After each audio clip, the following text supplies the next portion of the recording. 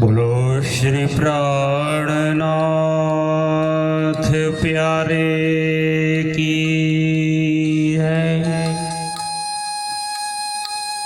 श्री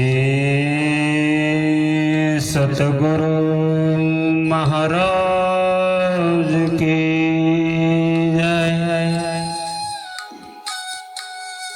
श्री बाईजुराज महारानी जी की जय।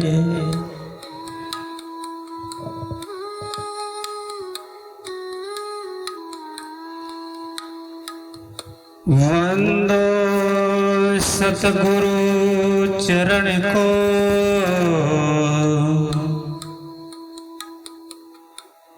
करूं धनी प्रेम प्रणाम।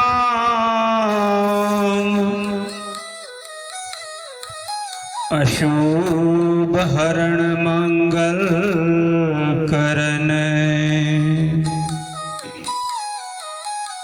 धनी श्री देवचंद्र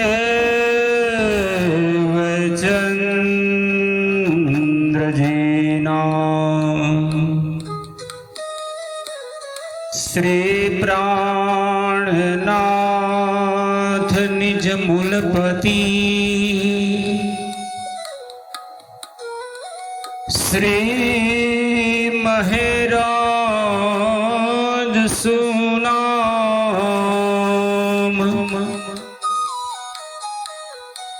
तेज कुंवरी श्यामा युगल को,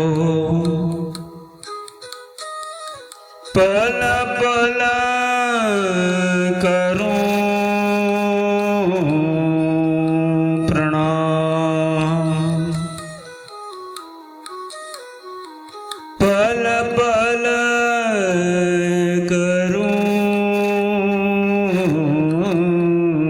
प्रणाम। बोलिए श्री कृष्ण कन्हैया लाल की जय। आइए हक चित ध्याई पुनः परमात्मा के दिव्य नूरी चरणों का ध्यान लगाते हुए श्री विजयाभिनंद बुद्ध निष्कलंक अवतार, महान बुद्धि के सागर श्री इंद्रावती जी स्वरूपा महामती जी श्री प्राणनाथ जी द्वारा प्रकटित श्री तारतम सागर कुलजम स्वरूप श्री मुखवाणी, जिसे ही शास्त्रों ने स्वसंवेद कहा है, उनके पंचम ग्रंथ श्री प्रकाश हिंदुस्तानी ग्रंथ 29वें प्रकरण में श्री लक्ष्मी जी का दृष्टांत को श्रवण कराते हुए ब्रह्म सृष्टि सुंदर साथ जी को एक पारब्रह्म पूर्ण पुरुषोत्तम सच्चिदानंद कौन है, कैसे पाया जाता है, कहाँ रहते हैं, कैसी लीला है, सब सुना रहे हैं। इसी ग्रंथ के 43वीं चौपाई में हमने अंतिम में श्रवण किया था, जहां से क्रमशः आगे चलेंगे। स्वामी जी ये दिल करो जिने, लक्ष्मी जी बुलाओ ततखीन। चरण ग्रहे सब तब खीर सागरे, और फिर ब्रह्मा विनती करे। आप महान बुद्धि के सागर महामती श्री प्राणनाथ जी ब्रह्म सृष्टि सुंदर साथ जी को फरमाते हुए कहते हैं, क्षीर सागर और ब्रह्मा जी महाविष्णु जी नारायण जी के पास पहुंचे हैं।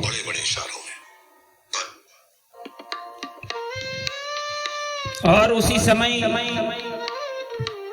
क्षीर सागर ने तो भगवान के चरण ग्रहण कर लिए।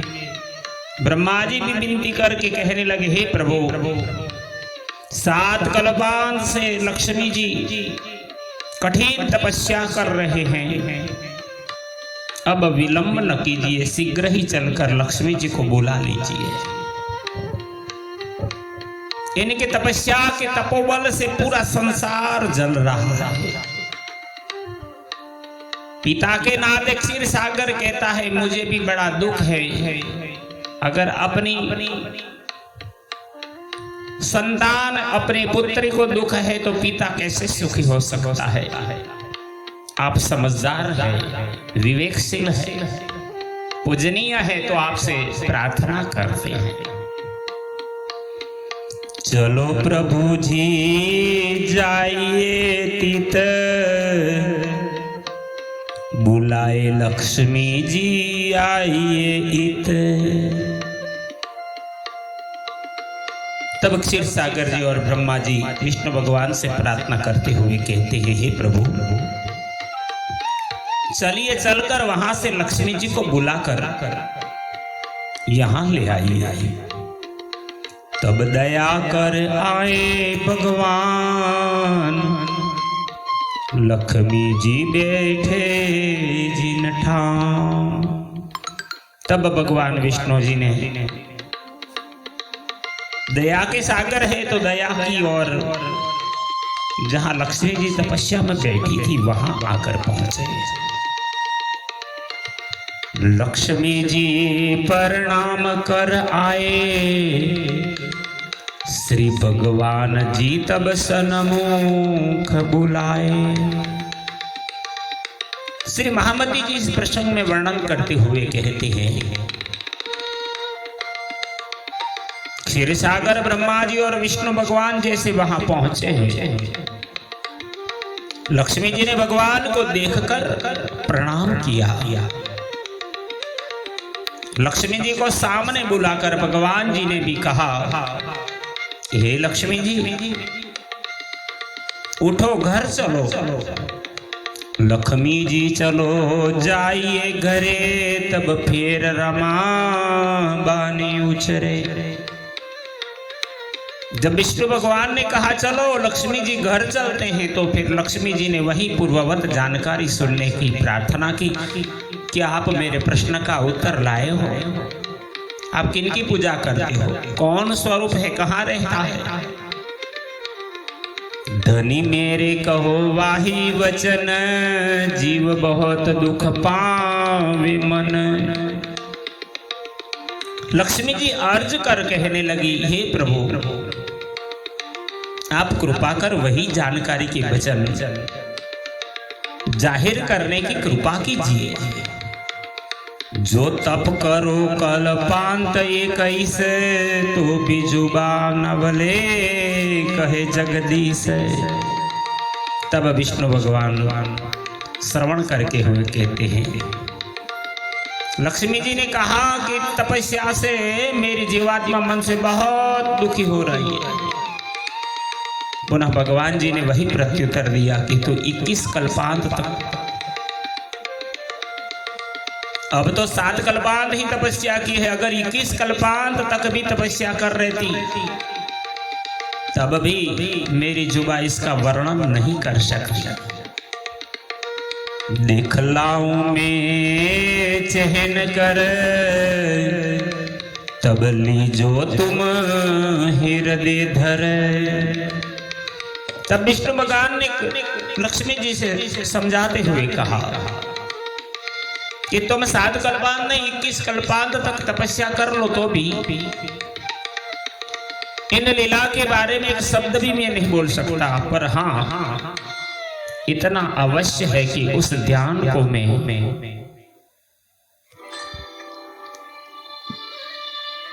स्वयं चरित्र करके तुम्हें दिखा दूंगा। सो तुम उसे समझकर दिल में ग्रहण कर लेना कि मैं किन का ध्यान करता हूं।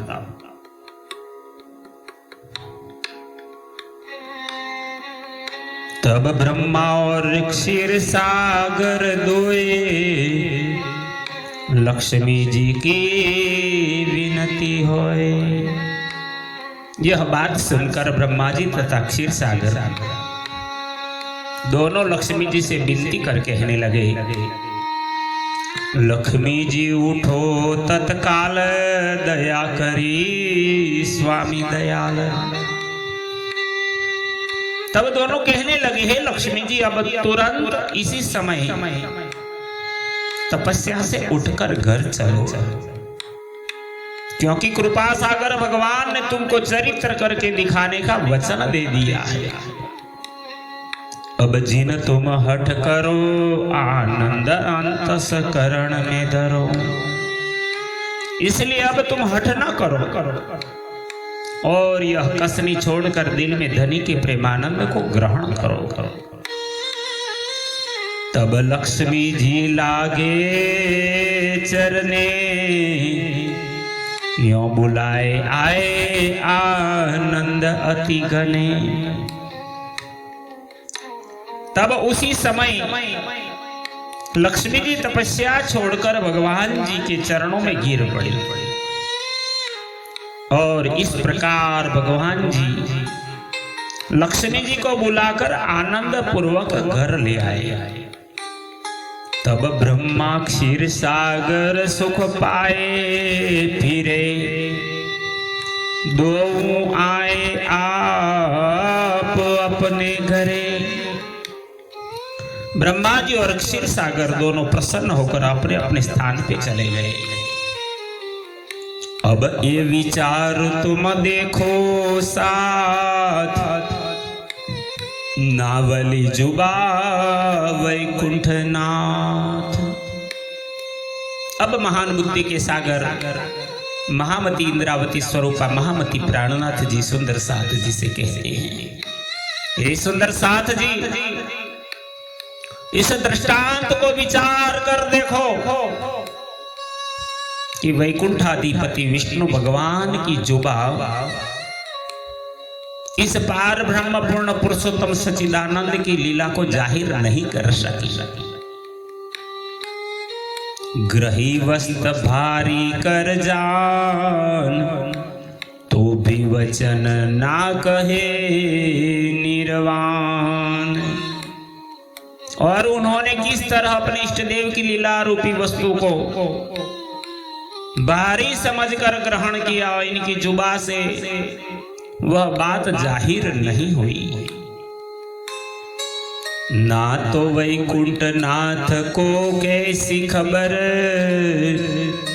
बिना तारतम क्या जाने मूल घर।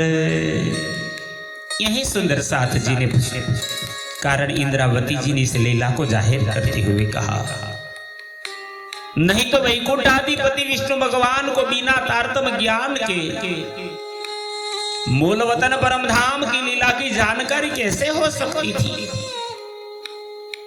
और भी खबर कछुए ना कही, ये भी निध भारी कर ग्रही। किंतु लक्ष्मी जी से उस लीला को खबर न कहकर उस लीला को उन्होंने बड़ा महत्व देकर ग्रहण किया। बिना भारी कौन भार उठावे, मुख ते वचन कहो न जावे। इंद्रावती जी कहती है, हे सुंदर साथ जी, परमधाम की महत्वपूर्ण अखंड लीला को परमधाम के मूल संबंधियों के बगैर दूसरा कौन समझ सकता है। दूसरे सो तो उसका एक वचन भी कहा नहीं जा सकता। जब हुआ कृष्ण अवतार, रुक्मणी हरण कियो मुरार। जब श्री कृष्ण अवतार द्वापर युग में हुआ और श्री कृष्ण जी के विदर्भ देश के अधिपति महाराज भीष्मक की पुत्री रुक्मणी के स्वयंवर में आए हुए शिशुपाल साल्व आदि नरपतियों को हराकर सबके देखते हुए रुक्मणी को हरण कर ले आए। माधवपुर ब्याही रुक्मणी, धवल मंगल गावे सुहागनी। और जब भगवान श्री कृष्ण जी ने इस प्रकार सब राजाओं को जीत कर विदर्भ राजकुमारी रुक्मिणी जी को द्वारिका में लेकर आए और उनका विधि पूर्वक पाणी ग्रहण किया तथा इस प्रकार विवाह के समय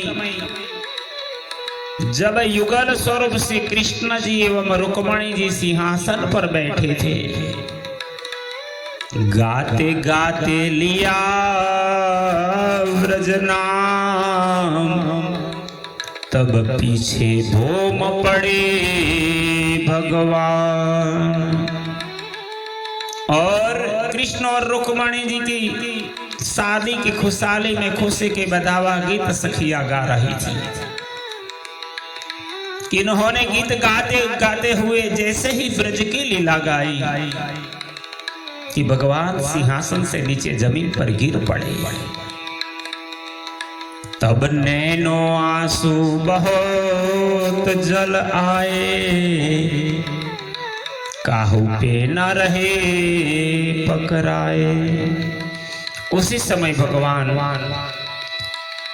ब्रज की लीलाओं का गान जब सखिया कर रही थी, वो सुनते ही वो मूर्छित होकर धरती पर गिरे।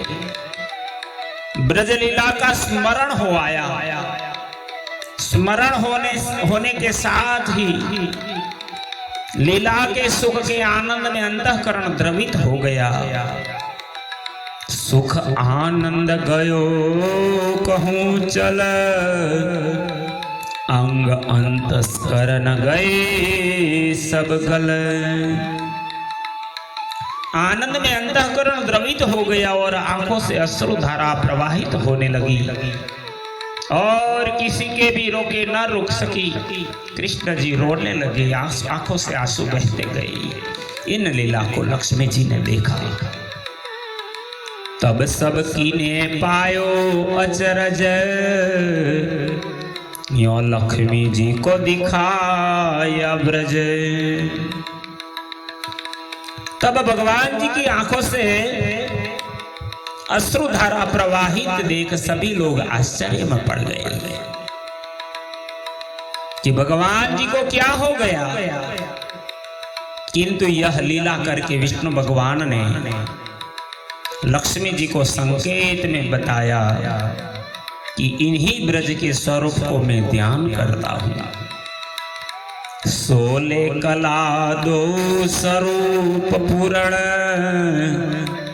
ये आए हैं इन कारण। जिस स्वरूप का गान ये सब मिलकर कर रहे हैं, श्री जी इसे ही स्पष्ट कर रहे हैं कि हे साथ जी, ये कृष्ण जिनका विष्णु जी ध्यान करते हैं, ये कृष्ण 16 कला युक्त विष्णु एवं रुक्मिणी लक्ष्मी जी को ब्रज का रहस्य बतलाने आए थे। लोक कहे आए असुरो कारण, विष्णु कृष्ण देह धर पूरन। इंद्रावती जी ने और भी समझाया, हे सुंदर साथ जी, संसार के लोग तो यही समझते हैं कि विष्णु भगवान ही कृष्ण का रूप धारण कर असुरों का संहार करने प्रकट हुए हैं। ये हुक्म असुर सब देवे उड़ाए, ऐसा बल है वैकुंठ राय। वस्तुतः विष्णु भगवान तो इतने बली है कि अपने हुक्म से ही कई असुरों का संहार कर सकते हैं। क्या समझे लोग अंदर की बात, दिखलावने लक्ष्मी जी को आए साक्षात। किंतु ये संसारी लोग इस लीला के छिपे रहस्य की बातों को क्या समझे। यह तो वास्तविकता में लक्ष्मी जी को ब्रज की लीला का रहस्य, जिसे विष्णु भगवान मुख से वर्णित नहीं कर सके, उठ बैठे कृष्ण जी पूर्ण किया मन काम, यो लक्ष्मी जी की भानी हम। उसे दिखलाने के लिए साक्षात अवतरित हुए, इसी तरह लक्ष्मी जी की चाहना को पूर्ण करके 6 days master Vedic mathematics. Don't calculate in a slow way. Enroll course at Master Talks 8 method. You can solve the questions in seconds. भगवान श्री कृष्ण जी उठकर खड़े हो गए। Wonderful course which costs only 29 rupees original price.